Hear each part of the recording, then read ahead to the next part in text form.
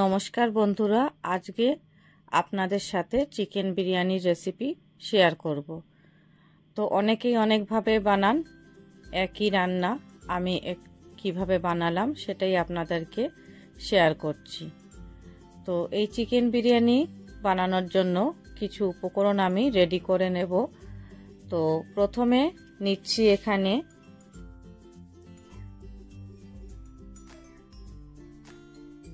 3টে বড় সাইজের পেঁয়াজ কুচিয়ে নিয়েছি। এটা বেরেস্তা বানানোর জন্য আমার কাজে লাগবে। তো এই পেঁয়াজটা প্রথমে কুচিয়ে নিয়েছি। এখানে কিছু মিশ্রণ রেডি করছি। প্রথমে আমি 1 চামচ কেওড়া জল নিয়েছি, আর দিচ্ছি 2 চামচ গোলাপ জল, আর দেব 1 ফোঁটা মিঠা আতর। এগুলো ভালো করে গুলে নেব, আর তার মধ্যে দিয়ে দেব কিছুটা কেশর। আর এখানে নিয়েছি 1 বাটি দুধ। এটা বড় বাটি না, ছোট বাটিরই 1 বাটি দুধ, আগে থেকে গরম করে ঠান্ডা করে রাখা। এগুলো রেডি করে নিলাম। আর নিচ্ছি কিছু খোয়া ক্ষীর, যেটা গ্রেট করে রেখেছি।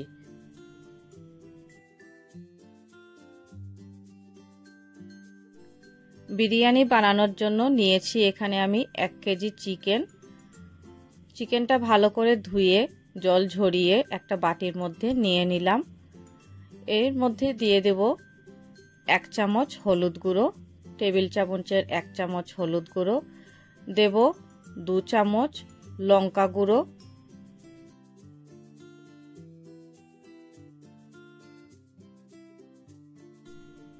দিচ্ছি 2 চামচ আদার জুস, আর দেব 1 চামচ রসুনের জুস। এখানে 100 গ্রাম টক দই নিয়েছি, এটা পুরোটাই এর মধ্যে দিয়ে দেব। আর দেব 4 থেকে 5 চামচ সাদা তেল। আপনারা চাইলে সরষের তেলও ব্যবহার করতে পারেন। এটার একটা ম্যারিনেট তৈরি হবে, কিন্তু এর মধ্যে আমি কোনো লবণ ব্যবহার করছি না, কারণ আগে থেকে লবণ ব্যবহার করলে সেটা থেকে জল ছেড়ে দেয়। তো তার জন্য আমি লবণটা পরে ব্যবহার করব। এগুলো ভালো করে ডলে মেখে রেখে দেব 2 থেকে 3 ঘন্টা। আপনাদের হাতে যদি সময় থাকে তাহলে ওভারনাইটও এটা ফ্রিজের মধ্যে রেখে দিতে পারেন। আর এর মধ্যে দিয়ে দিচ্ছি 2 চামচ বিরিয়ানি মশলা। এটা রেডিমেড বিরিয়ানি মশলা, আপনারা চাইলে বাড়িতে বানানো বিরিয়ানি মশলাও ট্রাই করতে পারেন। আমি অন্য সময় বিরিয়ানি মশলা বানানোটা ভিডিও আপলোড করে দেব। সব কিছু মেখে এটা রেস্টের জন্য রেখে দেব। এদিকে নিয়ে নিচ্ছি 1 কেজি বাসমতি রাইস। এখানে আমি ফরচুন বাসমতি রাইস ইউজ করেছি। এটা long grain, extra long grain. আপনারা যে কোনো বাসমতি চাল, একটু ভালো চাল ব্যবহার করতে পারেন। চালটা ভালো করে বেছে নেব, তারপর পরিষ্কার জল দিয়ে 2-3 বার করে ধুয়ে নেব। যতক্ষণ পর্যন্ত না চালের থেকে পরিষ্কার জল বেরোচ্ছে ততক্ষণ পর্যন্ত চালটা ধুয়ে নিতে হবে।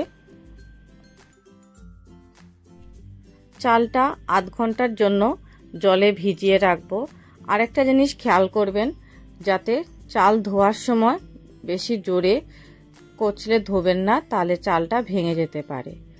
তো আধ ঘন্টা পর আমি চালটা জালে বসিয়ে দেব। এদিকে আমি ম্যারিনেট করা চিকেনটা বের করে নিয়েছি। তার মধ্যে এখন দিয়ে দিচ্ছি 2 চামচ লবণ। লবণটা দিয়ে আবারও ভালো করে এটা মেখে নেব।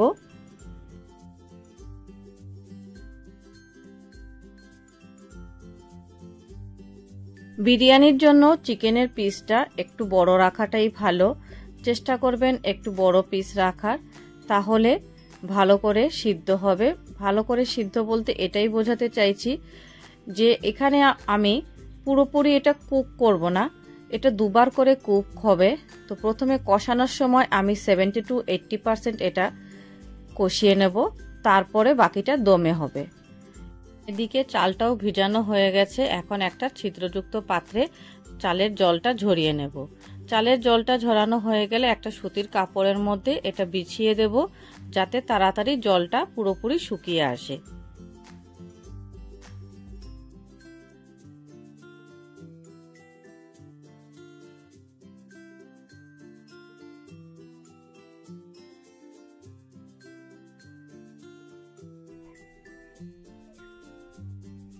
বেরেস্তা বানানোর জন্য যে পেঁয়াজ কুচিটা নিয়েছিলাম সেটা এখন ভেজে নেব।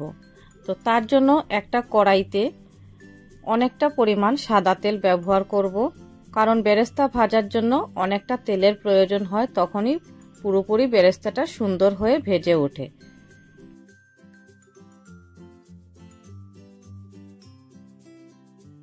তেল ভালো করে গরম করে পুরো পেঁয়াজগুলো দিয়ে দেব এবং বারবার নেড়ে দিতে হবে। বারবার নাড়া না দিলে পেঁয়াজ ভাজাটা ভালো হবে না, তো তার জন্য ভালো করে নাড়তে হবে।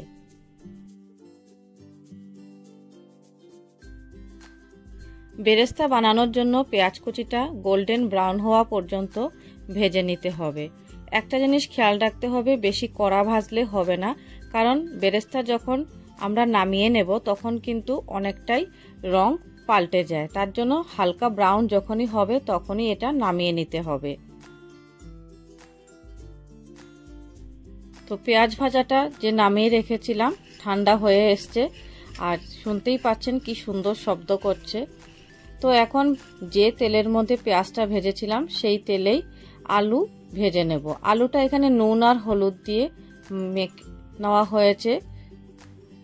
এখানে কেউ যদি বিরিয়ানিতে আলু পছন্দ না করেন তাহলে সেটা স্কিপও করতে পারেন।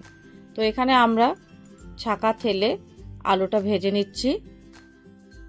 আলু ভাজা হয়ে গেলে সেই তেলের মধ্যেই মাংসটা কষিয়ে নেব। তো এখানে প্রথমে দিয়ে দিচ্ছি পেঁয়াজ কুচি। এখানে আমি বড় সাইজের দুটো পেঁয়াজ নিয়েছি, সেটাই স্লাইস করে কেটে দিয়েছি। তো পেঁয়াজটা হালকা ব্রাউন হবে সেই পর্যন্ত ভেজে নিতে হবে।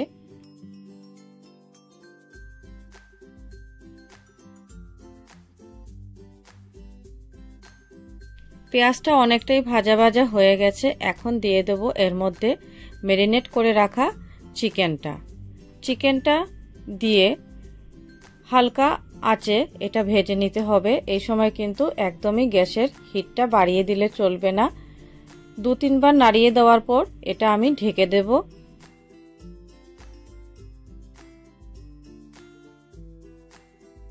ঢাকা খুলে মাঝে মাঝে চেক করে নিতে হবে, না হলে নিচে লেগে যেতে পারে।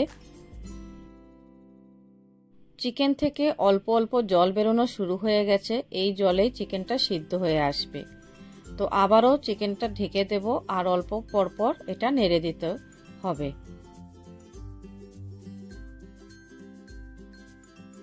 প্রথমেই কোনো ধরনের জলের ব্যবহার করা চলবে না, তাহলে তার টেস্টটা কিন্তু সেইভাবে আসবে না। হালকা আঁচে বারবার করে নেড়ে দিয়ে এটা কষতে হবে। দেখুন কি সুন্দর একটা তেল ছেড়ে দিচ্ছে পাশ থেকে, আর খুব সুন্দর একটা রঙও উঠেছে।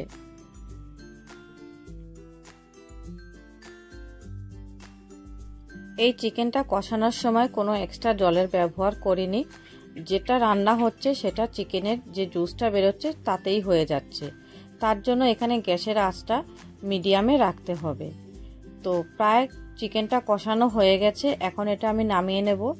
পাশ থেকে ভালোই তেল ছেড়ে দিয়েছে, এই তেলটা আলাদা করে তুলে রাখবো। এখন বিরিয়ানির চালটা যে রেডি করে রেখেছিলাম সেটা রান্না করে নেব। তো তার জন্য প্রথমে একটা সসপ্যানের মধ্যে আমি জল বসিয়ে দিয়েছি। জলটা গরম হতে হতে এখানে কিছু গরম মশলা নিয়েছি। এখানে নিয়েছি দারচিনি, লবঙ্গ, এলাচ, গোলমরিচ, বড় এলাচ আর স্টার অনিয়ন। এগুলো জলটা গরম হয়ে গেলে তার মধ্যে দিয়ে দেব। কিছুক্ষণ পর্যন্ত ফুটতে দেব পুরো গরম মশলাগুলো দিয়ে। এখানে আস্ত গরম মশলা দিচ্ছি 2 চামচ লবণ, আর দেব 2 চামচ সাদা তেল। তেলের ব্যবহারটা করা হচ্ছে ভাতটা যাতে ঝরঝরে হয়ে যায়, তার জন্য এখানে তেলের ব্যবহার করা হয়েছে। শুকনো চালটা এখন ফুটন্ত জলের মধ্যে দিয়ে দেব, আর হালকা হাতে এটা নেড়ে দিতে হবে একটা হাতার সাহায্যে। বেশি জোরে ঘাটলে হবে না, তাতে চালটা ভেঙে যেতে পারে। দেখতেই পাচ্ছেন কি সুন্দর লম্বা লম্বা ভাতটা হয়ে গেছে। এখানে 70% চালটা কুক হয়ে গেছে। এই অবস্থায় ভাতটা নামিয়ে নিতে হবে।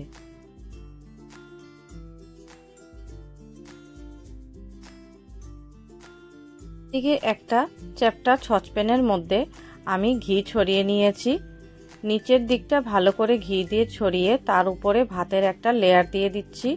আর দিয়ে দেব চিকেন কষাটা। এখানে চিকেনের পিস দেব, আলু, আর দেব যে দুধের মিশ্রণটা রেখেছিলাম, তারপরে গোলাপ জল, কেওড়া জলের যে মিশ্রণটা দিয়েছি সেগুলো এক এক করে এর উপরে ছড়িয়ে দেব। আপনারা দুটো বা তিনটে যেরকম খুশি লেয়ারিং করতে পারেন। তো লেয়ারিং প্রত্যেকটা লেয়ারের মধ্যেই চিকেন, আলু, বেরেস্তা, বিরিয়ানি মশলা আর এই জলের মিশ্রণ, দুধ, ক্ষীর সবগুলো দিয়ে এক এক করে লেয়ার করে দেব।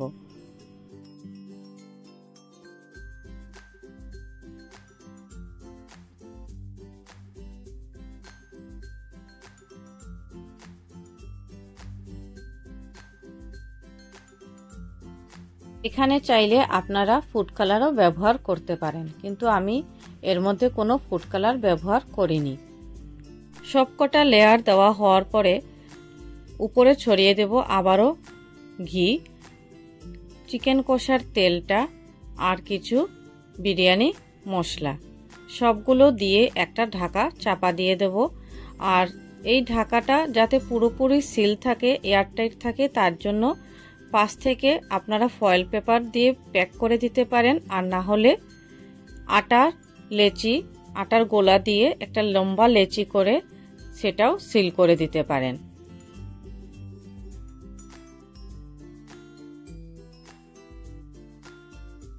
স্প্যানটা দমে বসাতে হবে, তো তার জন্য একটা পুরনো তাওয়া নিয়েছি আর সেটার উপরেই এটা বসিয়ে দিয়েছি। এই সময় গ্যাসের আঁচটা একদমই কম রাখতে হবে। আর যখন দেখবেন আটার লেচিটা শুকিয়ে আসছে এরকমভাবে পাশ থেকে, তখনই এটা খোলা যাবে। তো তার জন্য সময় লাগবে 10 থেকে 15 মিনিট, অনেক সময় 20 মিনিটও লাগতে পারে। তো সেটা বুঝে নেবেন। আর এই যে গন্ধ বেরোতে শুরু করে দিয়েছে, এখন সার্ভিং এর পালা। তো কেমন লাগলো আজকের এই বিরিয়ানি রেসিপিটা অবশ্যই জানাবেন, লাইক করবেন, কমেন্ট করবেন ও শেয়ার করবেন। আমার চ্যানেলে নতুন হয়ে থাকলে অবশ্যই সাবস্ক্রাইব করে পাশে থাকা বেল আইকনটা প্রেস করে দেবেন, তাহলে যে কোনো নতুন নোটিফিকেশন সবার আগে আপনারা পেয়ে যাবেন। ও পুরনো বন্ধুদের অনেক অনেক ধন্যবাদ আমার ইউটিউব পরিবারের সদস্য হয়ে থাকার জন্য। তো এখন সার্ভ করে নিচ্ছি আর দেখে নিন ফাইনাল কিরকম লাগছে দেখতে এটা।